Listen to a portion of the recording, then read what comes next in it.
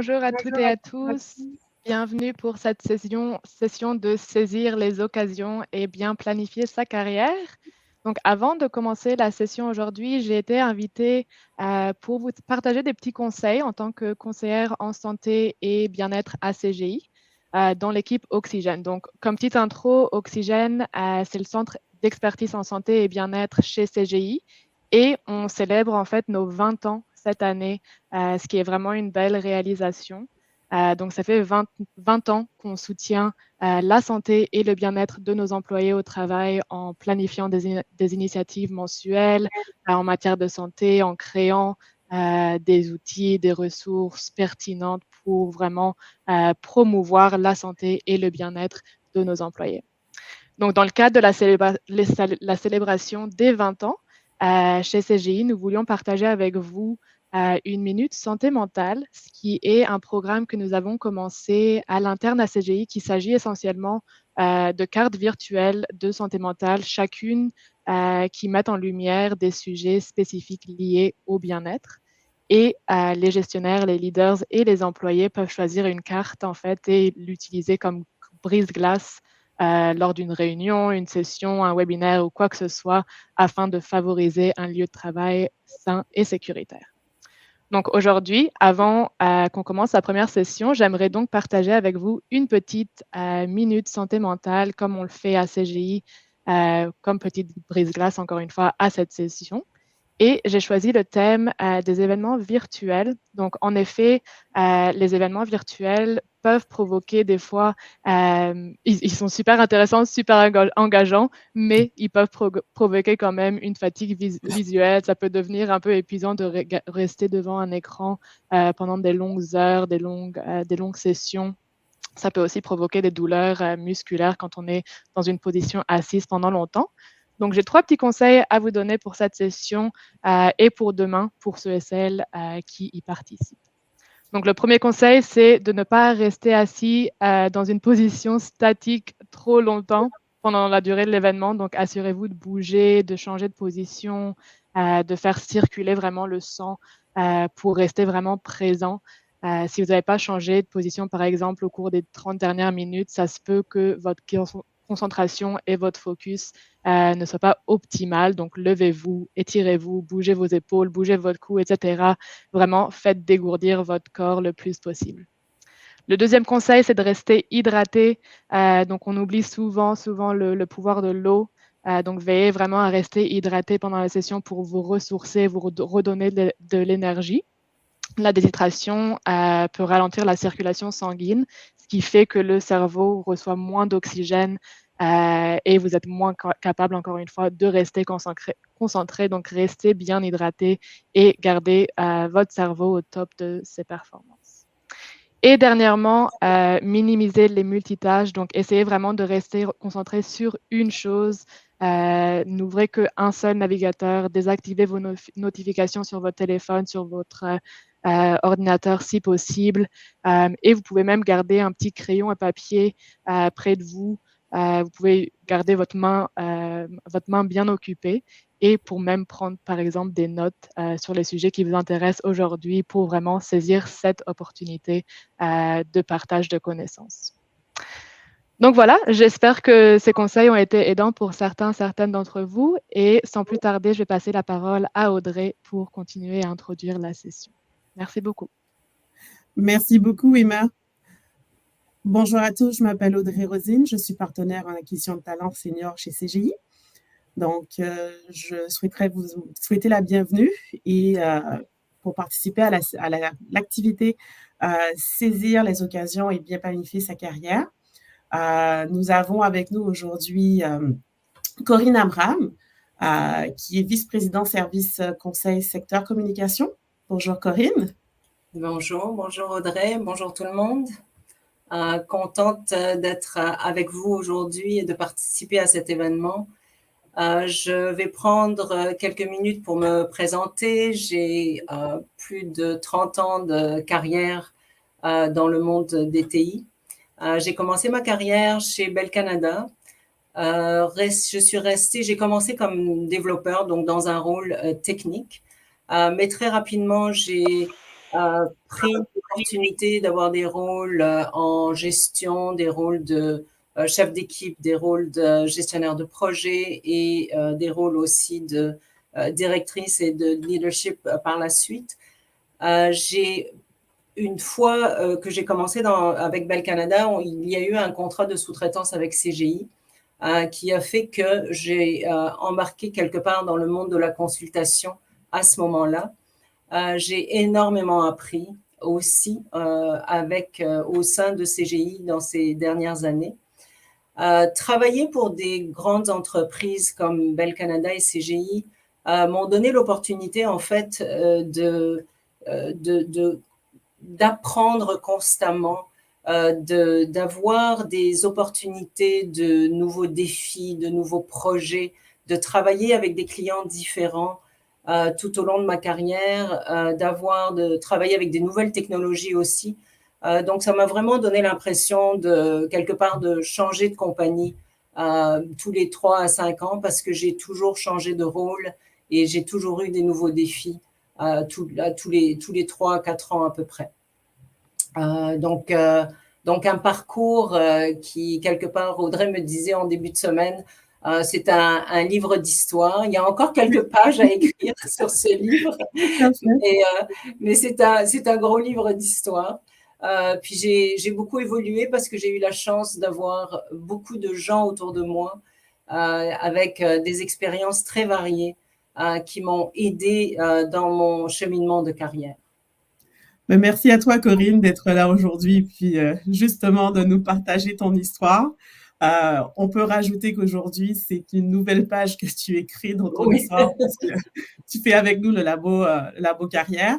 Je veux juste rappeler aussi à tout le monde que vous aurez l'opportunité de poser des questions. Alors, n'hésitez pas à nous poser des questions, Corinne et moi. Nous sommes là pour y répondre et puis on espère que cette activité va vous donner les moyens de réussir et puis répondre à certaines de vos questions. On verra par la suite. Corinne? Oui, donc au programme, ce qu'on voulait faire en fait, c'est soulever une série de réflexions qui vont pouvoir vous permettre de vous questionner, d'aller plus loin au niveau de votre confiance en vous-même. Comment est-ce que vous allez pouvoir créer plus de confiance tout au long de votre carrière et comment vous pouvez évoluer dans un monde de TI pour réussir. Quelque part, j'aimerais dire que vous êtes vous-même le plus grand allié pour cette réussite. Beaucoup de nos décisions dépendent de notre approche et de la façon dont on aborde nos défis. Donc, on va commencer par j'allais dire metrics, le mot ne me vient pas en français. Quelques statistiques. Avec quelques statistiques, merci Audrey. On va commencer avec quelques statistiques. On a encore 33% de la main-d'œuvre en technologie qui sont des femmes. Donc, encore là, un pourcentage plus bas qu'on ne l'aimerait.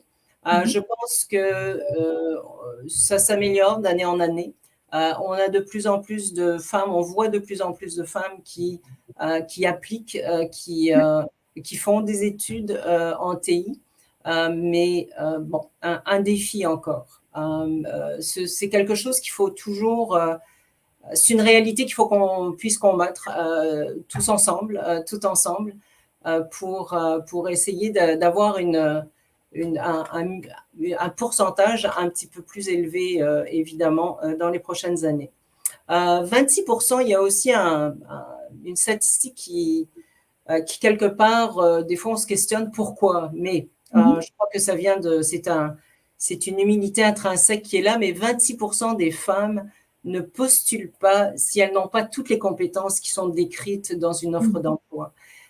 Et ça, c'est dommage parce que, en fait, la description d'une offre d'emploi, souvent, va focuser sur les connaissances techniques qui sont requises. Mais quelque part, quand on arrive à rencontrer et à passer à cette étape d'entrevue, on recherche bien plus que juste les connaissances spécifiques, techniques. Donc, le conseil que je voudrais donner à des gens qui sont en recherche d'offres d'emploi maintenant, c'est vraiment de ne pas s'arrêter à lister toutes les compétences qu'on a. Si on a peut-être la moitié de ces compétences-là, ça suffit. Essayons d'aller de l'avant et de soumettre notre candidature pour au moins avoir la chance d'avoir cette première rencontre d'entrevue. Parce que c'est là qu'on va pouvoir comprendre aussi des deux côtés. Est-ce que c'est un bon match? Est-ce que c'est le bon environnement pour vous, etc. Mais ne pas s'empêcher d'appliquer. Si je peux répondre aussi dessus, Corinne, moi, au niveau du recrutement, ce que je dis à beaucoup de candidats, c'est candidats et candidates, dans le sens où vous avez une partie des compétences, vous avez une partie de ce qu'il faut, mais il y a l'autre partie, le potentiel, on ne le voit pas dans un CV. C'est sûr que quand vous passez une préqualification avec un recruteur, un partenaire en acquisition de talent chez CGI, il y a toujours cette optique de la personne n'a peut-être pas 55%, peut-être 55%, 60% de ce qu'on recherche par rapport aux 90% qui sont habituellement recherchés. Il y a ce petit truc qui va faire la différence où on va voir, il y a du potentiel. Donc, si vous avez cette petite confiance en vous, vous vous dites, OK, j'ai peut-être pas les 90%, mais j'ai 55% de ce qu'on recherche, ben, je vais prendre une chance, je vais appliquer. Et à ce moment-là, c'est à vous de présenter les choses aux recruteurs au téléphone, puis c'est tout bénef pour vous. Oui, tout à fait, tout à fait. Merci Audrey. Donc on va passer à qu'est-ce qui compte. Une des premières, je pense, réflexions que j'aimerais avoir avec vous, c'est au niveau de ce qui compte pour vous, au niveau de vos valeurs. Quelles sont les valeurs qui sont importantes pour vous? Une culture d'entreprise, par exemple. Est-ce que vous recherchez une entreprise qui va vous procurer une certaine stabilité dans votre emploi? Est-ce que vous voulez travailler de la maison parce que vous avez pour pallier à des obligations aussi personnelles? Est-ce que vous recherchez une compagnie qui va vous donner beaucoup d'opportunités sur de la formation, par exemple? Quelle progression vous recherchez? Est-ce que vous êtes la personne qui est drivée pour être président de compagnie dans les 5 prochaines années? Est-ce que vous voulez contribuer indépendamment du rôle que vous allez avoir, mais savoir que vous allez contribuer au sein d'une compagnie? C'est toutes ces analyses-là, toutes ces questions. C'est une préparation qui est importante à faire, je pense, au début, que ce soit pour une recherche d'emploi, que ce soit même en milieu de carrière. Souvent, nos valeurs vont évoluer. Je ne dirais pas changer, mais évoluer avec les années, évoluer avec le genre d'expérience qu'on acquérit tout au long de nos années. Le réseau est important aussi.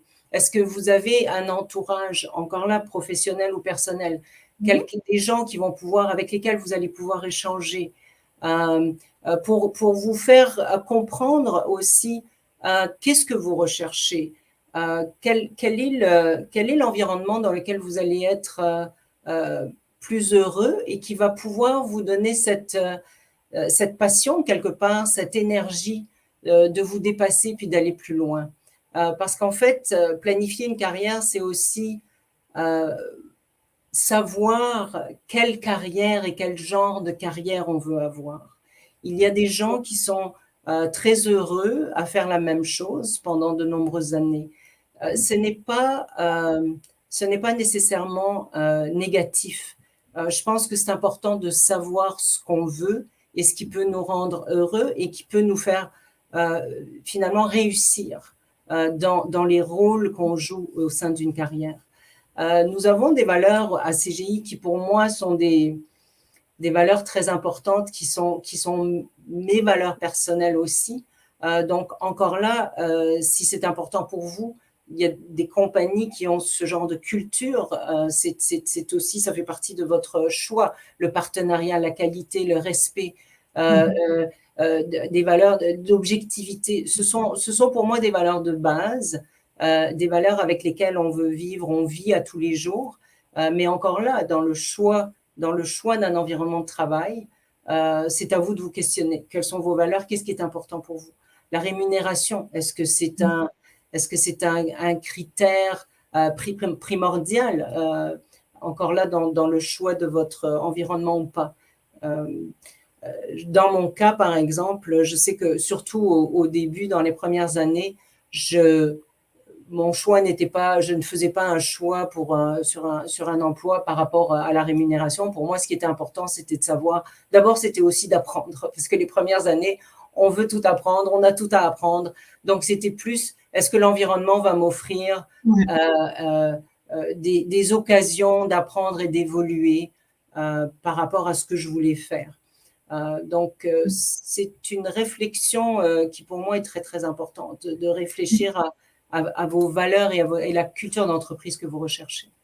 Corinne, j'ai une question pour toi. Dans ta carrière, parce que tu parles justement de valeurs, est-ce que tu as déjà eu cette situation dans ta carrière où, au départ, tu as commencé avec une entreprise, les valeurs te correspondaient et puis par la suite, les choses ont changé? Et comment tu as concilié les deux en te disant, ben, c'était mes valeurs, ce ne sont plus mes valeurs et qu'est-ce que je fais? Encore là, c'est moi ce que j'ai. En fait, mes valeurs, je dois dire que les entreprises et les endroits, les projets, les environnements dans lesquels j'ai évolué, les valeurs ont toujours correspondu à mes valeurs. Donc, je n'ai pas eu cette difficulté de me dire ça ne correspond pas, je m'en vais. Par contre, ce que j'ai vécu, c'est aussi quand même des environnements où les gens autour de moi n'avaient pas nécessairement, donc c'est pas nécessairement peut-être la compagnie elle-même, mais les gens autour de moi ne vivaient pas les mêmes valeurs de la même façon, n'agissaient pas de la même façon. Et là, je pense que c'est encore un choix très personnel de dire ça correspond pas, ça me correspond pas, donc je cherche une autre opportunité. Et en général, si ça devient un problème, justement, de pouvoir de faire face à des gens qui n'ont pas les mêmes valeurs et de travailler au sein de ce genre d'environnement, c'est un choix de dire je cherche. Et c'est ce que j'ai fait dans mon cas. J'ai trouvé d'autres opportunités, d'autres projets, tout en restant dans la même compagnie. Comme j'ai dit, j'ai travaillé pour Bell, j'ai travaillé pour CGI. Je n'ai pas changé de compagnie très souvent, mais par contre, les projets et les environnements dans lesquels j'ai travaillé, ça a toujours été un choix que j'ai fait de rester. Pas de problème, je comprends. Dans mon cas, en fait, c'est un petit peu ton inverse. J'ai eu la situation où je suis arrivée dans une compagnie, ben, j'ai fait tout le processus de recrutement en me disant, OK, c'est la compagnie de mes rêves, je vais me sentir heureuse dedans. Puis, la première journée où j'arrive dans la compagnie, je me suis dit, j'ai fait une erreur. Parce que j'ai eu ce sentiment où ce qui m'avait été vendu comme valeur n'est pas ce qui était présenté. Et bien sûr, je suis quelqu'un qui est, je n'aime pas abandonner, donc je me suis dit peut-être que c'est la première journée, je me fais peut-être des idées. Puis par la suite, je suis quand même restée 7 mois jusqu'à ce que j'ai eu une évaluation annuelle. Ça faisait 7 mois que j'étais là et qu'on m'ait fait une certaine réflexion. Et je me suis dit non, ce ne sont pas mes valeurs. J'ai pris la décision de quitter. Puis j'ai commencé une nouvelle compagnie. Puis après ça, ben, je suis rentrée chez CGI. Je ne regrette pas mon choix parce que les valeurs me correspondent. Même si je me rends compte que j'évolue, les valeurs évoluent aussi avec moi. Et celles de CGI continuent d'évoluer tout en restant le cœur même des valeurs de CGI reste. Donc, c'est vraiment passionnant ce que tu dis et je me rends compte que nos deux expériences sont différentes, mais on se rejoint sur notre parcours. Oui, bah surtout comme tu dis, sur la décision de rester ou de ne pas rester, mais par rapport à tes valeurs. Parce que ça reste dans un milieu de travail, on est là 8 heures, 9 heures, 10 heures, 12 heures par jour, des fois bien plus, fin de semaine inclus. C'est très difficile de dire je vais me lever avec joie ce matin pour aller travailler si je rencontre des gens qui qui ne me rejoignent pas au niveau de mes valeurs de base. Je n'arrive pas à concevoir. Je pense que pour moi, c'est très, très important. Et c'est définitivement un choix à faire dans une carrière. J'ai une question pour toi, si tu me le permets. C'est une question de Céline Wong. Elle dit: «Bonjour, lorsque vous avez accumulé 10 ans dans les TI en France sur, je m'excuse, j'ai été un petit peu trop vite, sur des fonctions des fonctions à responsabilité, comment se positionner sur le marché montréalais dans les TI au sein de CGI? La conviction principale est l'intégration au sein d'une nouvelle culture et la culture de la province du Québec». Comment tu pourrais répondre à cette question? Pour moi, ça reste s'intégrer au niveau d'une compagnie comme CGI. On l'a fait, on le fait à tous les jours. Il y a des gens qui viennent d'autres pays qu'on a engagés qui ont, pour moi, c'est pareil. Ce sont c'est le même genre de valeurs. J'ai un peu de difficulté il y a peut-être quelque chose dans la question que j'ai pas compris. Mais venant de France ou venant d'ailleurs, CGI a engagé énormément en fait de candidats qui viennent d'autres pays. Je peux peut-être essayer de répondre à la question, sachant que je viens de l'international, mais ça fait un peu bizarre de le dire après 17 ans. C'est sûr que le côté culture, je me suis fait un peu dire en arrivant au Québec, mais la différence de ce que j'ai pu trouver avec CGI, c'est qu'on embrasse toutes les cultures à CGI. On les embrasse toutes, on reconnaît toutes les compétences et on permet d'évoluer. Donc, c'est sûr, quand il y a cette question de Céline, peut-être que c'est un peu de crainte de se dire on va pas être accepté. C'est la crainte que j'ai eue en me disant je vais commencer dans un nouveau pays, je vais commencer avec une nouvelle culture. Mais ce que je dis, c'est faut y aller. C'est une question d'apprentissage. On va apprendre une nouvelle culture et on va partager sa culture. Et CGI le permet de partager cette culture et de communiquer entre nous. Donc, il n'y a pas de différence de dire vous venez de France, vous venez du Brésil, vous venez d'un autre pays. On a tous, je vais généraliser, on a tous une culture humaine. Donc, la culture du partage. Donc, on va partager cette culture et puis on va faire les choses avancer. Définitivement, tout à fait raison, Audrey. C'est ce que quand j'ai dit on est ouvert, parce qu'en fait on le fait à tous les jours. On engage, on passe en entrevue des candidats d'autres pays. On a même initié du recrutement dans d'autres pays de façon parce que la main d'œuvre il y a quelques années ici était assez difficile à trouver. Donc, définitivement, on est là et on embrasse toutes les cultures, tout à fait. On va passer à un autre sujet de réflexion au niveau justement de planifier sa carrière. Je pense que l'auto-évaluation est très importante. S'analyser, être capable de pouvoir comprendre quelles sont nos forces, que ce soit pour une recherche d'emploi, que ce soit pour une réunion avec un client, que ce soit pour négocier même une performance annuelle, négociation de salaire.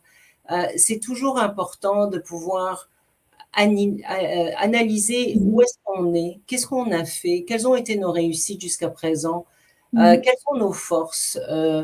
Toujours focuser sur le côté positif. Je ne veux pas dire quelles sont nos forces, quelles sont nos faiblesses. Quelles sont nos forces? On va continuer à focuser sur les forces. Je pense que c'est ce qui est important. Vraiment essayer de se comprendre, mais aussi de comprendre s'il nous manque certaines informations, s'il y a des choses sur lesquelles on a peut-être moins de force.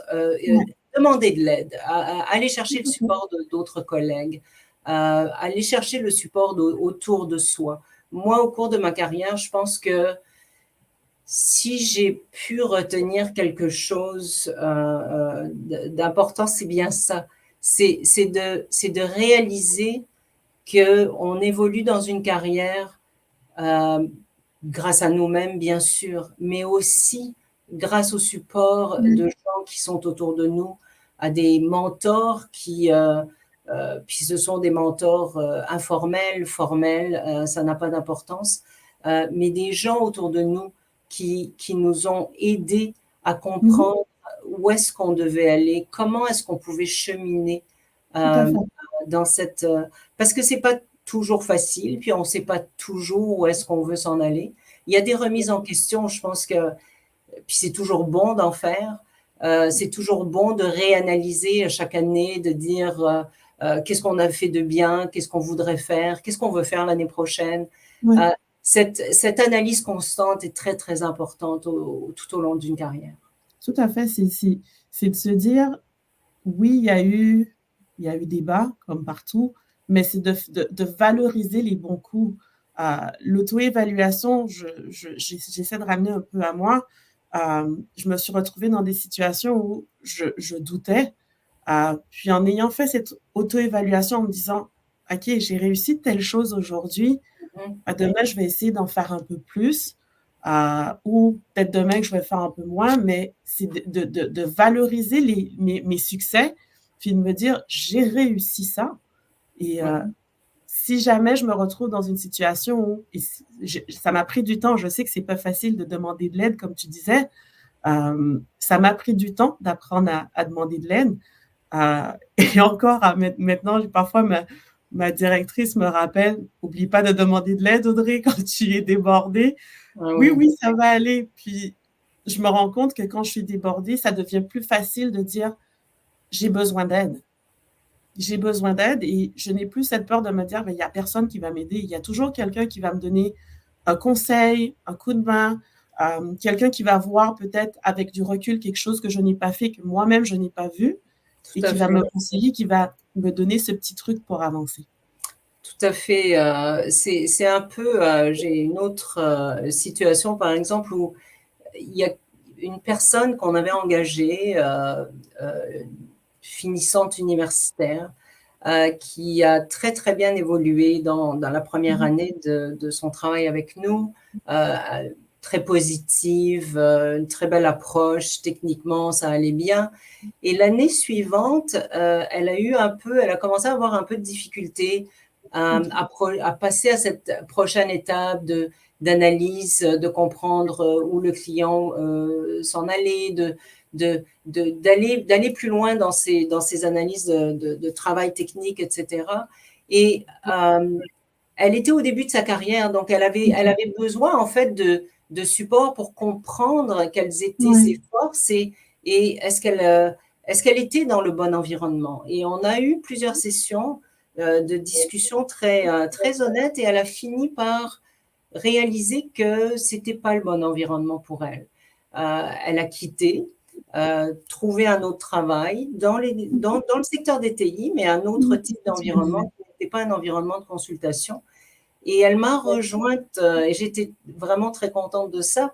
Une année plus tard, elle m'a rejointe, elle m'a texté en me disant merci de nos conversations, merci de m'avoir aidée.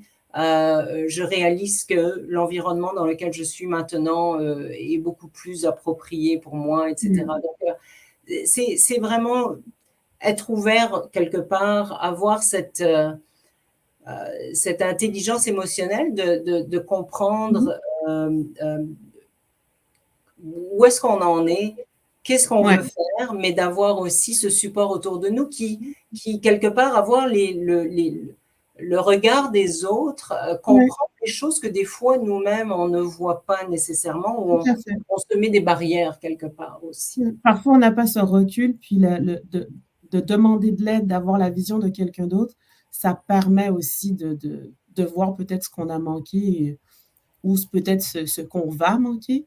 Je pense qu'on a plusieurs questions. On a beaucoup de questions, donc pour dire que le sujet est très, très intéressant. C'est une question qui m'est adressée à moi. Vas-y, Audrey. OK, j'ai Clémentine qui me dit « Bonjour Audrey, j'ai eu exactement la même expérience que tu as eue. J'ai un peu de mal à lire. As-tu eu à rebondir de cette expérience et si oui, comment? Et j'ai aussi une question de Natalia dans le contexte de l'apprentissage. Je pense que ça va être plus pour toi. Dans le contexte de l'apprentissage continu, comment hiérarchisez-vous les compétences ou les domaines sur lesquels vous devez vous concentrer compte tenu du rythme rapide des progrès technologiques? Je vais commencer par la question pour moi et puis je te laisserai la parole après. Clémentine, ça a été difficile de me dire que la compagnie pour laquelle j'avais fait ce choix, ce n'était plus du tout ce en quoi je croyais. C'est sûr que c'est un choc de se dire on s'est peut-être trompé, on se remet en question, on évalue les choses, mais je parle de moi, en fait, je suis quelqu'un qui a un caractère je vois un défi, je vais le relever. Je vois un problème, je vais essayer de trouver une solution. Ça a été la solution de me dire, mais je l'ai fait pendant ces temps, je me suis convaincue que le problème ne venait pas de moi. Pendant 7 mois, devrais-je dire, le problème ne venait pas de moi, mais venait du choix que j'ai fait de la compagnie, de ce qui a été présenté. Et ce que j'en ai retiré, c'est je ne veux plus travailler pour ce genre de compagnie qui ont des valeurs qui ne me correspondent plus. Donc, un petit exemple, je me suis fait dire il fallait que quand je vois quelqu'un au niveau du recrutement, que je développe mon flair argent. Ça fait un peu bizarre de voir des gens franchir la porte et de se dire, OK, je vais biller 100 000, je vais biller 50 000 avec cette personne. Ça, ce ne sont pas mes valeurs. Je ne vois pas les gens comme des chiffres. Je vois les gens comme des êtres humains avec des compétences et du potentiel. Donc, c'est comme ça que je vois mes valeurs et c'est ça qui m'a permis de me dire, OK, je vais aller vers une compagnie où je reconnais ces valeurs-là. J'ai fait justement mon auto-évaluation, puis j'ai demandé de l'aide à des gens que je connaissais dans mon entourage pour m'aider peut-être à appliquer sur d'autres postes. C'était mon partage. Au niveau de l'autre question, donc on parle de formation, on parle de technologie qui change si souvent. Oui. C'est définitivement un défi parce que ça va très, très vite. Donc, au niveau de la formation, ce que je dirais, c'est que on a toujours besoin de comprendre au minimum les tendances. On ne pourra jamais être des experts dans toutes les technologies, tous les différents produits qui sortent à tous les jours, à tous les mois. Mais par contre, ce qui est très important, c'est au moins de s'assurer qu'on a la formation nécessaire pour tout ce qui est tendance technologique. En ce moment, que ce soit l'intelligence artificielle, que ce soit le cloud, que ce soit ces technologies-là, c'est toujours important. C'est important de prendre le temps d'avoir ces formations. À CGI, nos membres sont toujours interpellés à justement prendre ce temps d'aller suivre ces formations-là. C'est toujours… mais on n'est jamais expert dans toutes les technologies, c'est impossible. Donc, c'est d'avoir cette habilité, cette passion de pouvoir s'adapter. En fait, je pense que c'est ce qui est le plus important aujourd'hui, c'est de se dire, je ne connais pas tout, mais j'en connais assez pour pouvoir apprendre rapidement les technologies spécifiques qui vont être demandées dans un certain projet pour un certain travail. Tout à fait, ouais. On va peut-être passer à la prochaine réflexion ou une des réflexions aussi qui est très importante, qui a été importante aussi tout au long de ma carrière, c'est de surmonter le manque de confiance. Je pense qu'on a tous entendu parler du syndrome de l'imposteur. Comment passer, je dirais pas passer par-dessus, mais peut-être aussi apprendre à vivre avec. C'est un syndrome qui est là. Chez les femmes, chez les hommes, peut-être un peu plus présent chez les femmes, de par mon expérience. On a souvent l'impression qu'on n'est pas à la hauteur des choses. On se fait donner des défis parce qu'on ne l'a pas encore fait. On a l'impression qu'on va manquer plein de choses. Je pense que c'est important encore là de se faire cette réflexion. Quelles ont été nos réussites? Qu'est-ce qu'on a fait jusqu'à présent? Qu'est-ce qu'on apporte à la table au niveau de notre environnement? Et de rester positive, de toujours penser encore là à nos forces, Ouais. moins à nos faiblesses. J'ai appris avec les années que en fait, dans une équipe, les gens doivent se complémenter. Tout à fait. On se complémente, on a chacun nos forces et c'est en équipe qu'on arrive à réussir.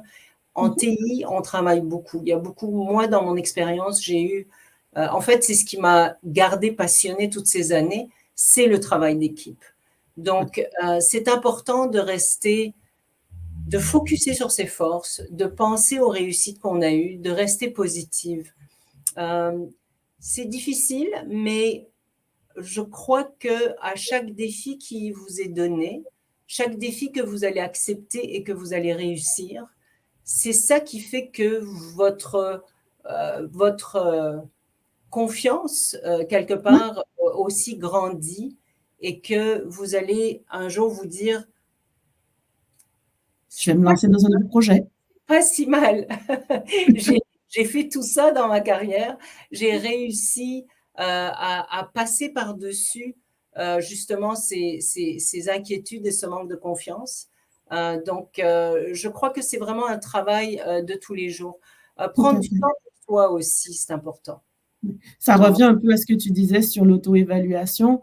En faisant notre auto-évaluation, ça nous permet de voir nos réussites, nos succès, puis de se dire: «J'ai réussi ça, donc je suis capable de le faire», donc on acquiert cette confiance-là. Et oui, comme tu dis, le syndrome de l'imposteur, heu, je pense pas que je connaisse une personne qui l'ait pas eu. Heu, on l'a tous eu à un moment de notre vie, notre carrière. Heu, Moi, je regarde avec les 17 ans d'expérience que j'ai accumulés, je ne vais pas dire que je ne l'ai pas, ce syndrome de l'imposteur. Dans certaines situations, j'en reviens à ce syndrome. Mhm. Est-ce que c'est vraiment à moi qu'on a donné cette tâche-là? Est-ce que c'est vraiment à moi est-ce que je suis vraiment capable de le faire? Je pense qu'il y a une erreur sur la personne. Je pense que je vais dire à la personne qui m'a donné justement ce projet ou cette tâche: «Tu as pas la bonne personne». Puis je regarde dans mon expérience où, comme je te disais, lors d'une de nos conversations, hem, ma gestionnaire, j'ai beaucoup de je l'apprécie beaucoup parce qu'elle a elle a trouvé le moyen de me faire progresser parce que justement, j'avais ce manque de confiance Mhm. où je ne me voyais pas faire un certain poste, puis elle m'a simplement donné les tâches et quelques mois après, elle est venue en me demandant: «Est-ce que tu penses qu'on peut changer ton titre de poste?» Puis je l'ai regardée, je lui ai dit: «De quoi tu parles?» Elle me dit: «Oui, on pourrait changer ton titre de poste pour, team lead parce que justement les tâches que tu fais, ce sont des tâches de team lead». Et c'est là que je me suis rendu compte que oui, elle a eu confiance en moi, mais elle m'a appris à avoir confiance en moi. C'est ça. Donc j'ai pu mais maintenant je suis team lead, je suis vraiment contente du poste que je suis heureuse dans mon poste. Non, je ne souhaite pas aller vers un poste de directrice, j'en suis pas là, mais Ça va arriver, ça va arriver. je suis contente de mon poste de team lead et c'est vrai comme tu dis, faut surmonter notre manque de confiance et puis croire en nous, pour pouvoir aller de l'avant. Oui, célébrer, comme tu disais aussi, célébrer ses victoires, ses réussites. Souvent, on prend pas le temps de le faire. Ouais, On réussit quelque chose, que ce soit quelque chose de très gros ou de petit. Ça n'a pas besoin. Des fois, c'est sur une semaine donnée. Si on prend un moment de réflexion, de dire qu'est-ce que j'ai fait cette semaine, quelles sont les choses qui ont été positives et que j'ai réussi. Euh, on focus toujours sur ce qu'on n'a pas fait, ce qui ouais, reste à faire, ce qui aurait pu être fait mieux. C'est comme ça. Je pense que ça fait partie de notre DNA, mais il faut se le rappeler tout le temps. Célébrer ouais, ses victoires, c'est très, très important. tout à J'ai fait. vécu un projet où ça a été difficile depuis le début. C'était un projet où on n'avait pas beaucoup pas beaucoup d'expérience pour livrer ce projet-là. L'équipe était complètement nouvelle. Il fallait apprendre à se connaître en même temps que de faire de la livraison. Les semaines ça a été difficile. Il y a eu des mois OK. même difficiles. Mais à chaque semaine, je prenais ce temps de réflexion pour me dire, on a avancé, voici les bonnes choses qu'on a faites cette semaine. Bon, il y avait des choses qui n'étaient pas faites puis qui étaient en retard et il fallait discuter avec le client, il fallait gérer tout ça. Mais par contre, je voyais qu'on avançait quand même. Ouais. Donc de célébrer ces victoires-là nous donne plus de courage aussi pour dire, oui, on est capable de le faire. Ça motive aussi à aller de l'avant. Et c'est tout à fait, tout à fait. Prendre du temps aussi, ça c'est quelque chose que j'ai appris à faire, puis ça m'a pris beaucoup, beaucoup, beaucoup d'années pour comprendre qu'il fallait que je le fasse. Mais aussi bien dans ma vie personnelle que professionnelle, j'avais toujours tendance à mettre le bien-être des autres avant le mien. Ouais. Par contre, quand on est stressé, quand on est fatigué, ben, on n'est pas en mesure, quelque part, de supporter les autres et d'aider les autres. Donc, de savoir s'arrêter puis de dire, là, c'est assez, j'ai besoin de prendre un moment pour moi, de me retirer quelque part.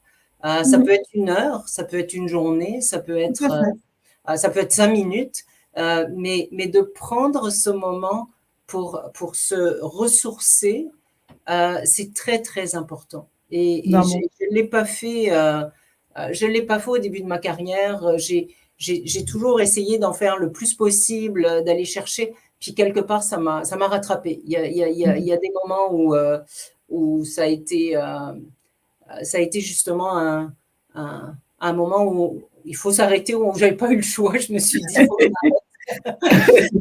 Mais en même temps, on apprend à se connaître avec ces expériences-là. Ouais. Donc, c'est très important de prendre du temps pour soi. Pas de problème. Donc, on a parlé de confiance en soi, on a parlé de l'autolocalisation. On a parlé de sujets qui sont vraiment passionnants. On aurait beaucoup de choses à dire sur le sujet, je pense, toi et moi. Oui, en fait, ce que je voudrais dire quelque part, c'est au niveau de notre carrière, on doit. Je me suis toujours sentie responsable. Je pense que c'est important de dire ma carrière, ma voie, c'est moi qui vais la tracer, c'est moi qui la trace. Les gens sont là pour nous aider, pour nous supporter. Il y a énormément de valeur à aller chercher un support autour de nous, mais quelque part, la responsabilité, je pense que c'est ce qui m'a toujours donné cette énergie d'avancer, c'est que je me suis toujours sentie responsable de mes choix et de ce que je faisais. Donc, quelque part, si quelqu'un m'offrait un défi, une nouvelle position, à partir du moment où j'ai pris le choix de l'accepter, c'était mon énergie, c'était ma persévérance, c'était mon choix de dire oui, je vais mettre tous les moyens en place pour y réussir. Donc oui, c'est en passant avec toutes ces analyses dont on vient de parler, de remettre en question mes valeurs, les valeurs des gens autour de moi, de faire cette analyse au moment où je suis, comment analyser, comment faire mieux, qu'est-ce qui fonctionne, qu'est-ce qui fonctionne pas, puis aussi de se lancer. Je veux dire, l'analyse, c'est bien beau, mais à un moment donné, il faut aussi se lancer. Faut attraper les opportunités au vol. Puis après ça. Je crois que le seul autre conseil que j'aurais, c'est d'être authentique, toujours honnête envers soi-même. Oui, tout à fait, tout à fait. C'est vraiment de se dire que je dirais pas que l'authenticité fait le succès, mais c'est une part du succès. C'est aussi la confiance en nous aussi. C'est comme tu dis, les différents sujets qu'on a vus, comme je te le précisais, on en aurait tellement à dire sur le sujet et je vois qu'on a tellement de questions. Donc, je veux pouvoir donner le temps aux gens de te poser leurs questions, de nous poser leurs questions et que tu puisses y répondre parce qu'il y a tellement de questions qui sont très importantes, que je vois, qui sont tellement passionnantes et le sujet est passionnant. J'ai peut-être une question pour toi de Rita. De quelle manière puis-je tirer parti de ma marque personnelle pour faire progresser ma carrière, obtenir de nouvelles opportunités ou pivoter dans le secteur de la technologie? Faire sa marque, encore là, moi je me dis, à partir du moment où on a l'opportunité de travailler dans un environnement de TI, donc je ne sais pas Rita si aujourd'hui tu es à l'emploi déjà d'une entreprise en TI, mais faire sa marque, c'est apporter le 100% de toi-même tous les jours, comprendre comment toi, tu peux contribuer à faire un succès du rôle dans lequel tu es. Et le reste vient tout seul. Parce que pour moi, et je l'ai vécu à plusieurs occasions, le fait d'être toujours là, mais c'est le fait d'être toujours là avec ton 100% à tous les jours et d'être motivé, passionné, c'est ça qui fait que les gens autour de toi vont te donner l'opportunité d'aller même plus loin de ce que tu fais. En tout cas, ça a été mon expérience d'être, mais la conviction et la passion de ce qu'on fait doit venir de nous-mêmes. De nous-mêmes, tout à fait. C'est ça. Plus ça revient un peu, comme tu disais, la confiance et prendre sa place, c'est de se donner les moyens de réussir, d'atteindre les objectifs qu'on se fixe. Je dirais pas les objectifs, oui, il y a les objectifs qui sont fixés par notre employeur, mais c'est surtout aussi nos objectifs en sachant où on veut aller, quelle direction on veut donner sa carrière. Puis, à ce moment-là, on va prendre notre place et on va créer notre marque, justement, en peut-être levant la main pour certains projets que on penserait jamais qu'on aurait eu l'occasion de faire. Ça fait une différence. Ça fait on se dit, cette personne, je prends l'exemple de Rita. Rita, je ne sais pas si tu nous écoutes, mais je ne sais pas si tu prends un projet où tu te dis, je n'aurais jamais pensé pu faire ce projet-là. Puis tu prends en fait ce recul et tu te dis, j'ai réussi ce projet. Quand il va y avoir un autre projet, tu vas lever la main et tu vas encore acquérir de la confiance, mais aussi bâtir cette confiance et bâtir ta marque parce que tu auras pris ta place. À mon avis, c'est un peu comme ça que je le vois. Tout à fait. Tout à fait. Nous avons une question de Janice. Faire le bilan pour planifier la suite de notre carrière. Par contre, lorsqu'on est nouvelle en TI, comment utiliser ce bilan pour connaître les opportunités, rôles qui nous correspondent en TI?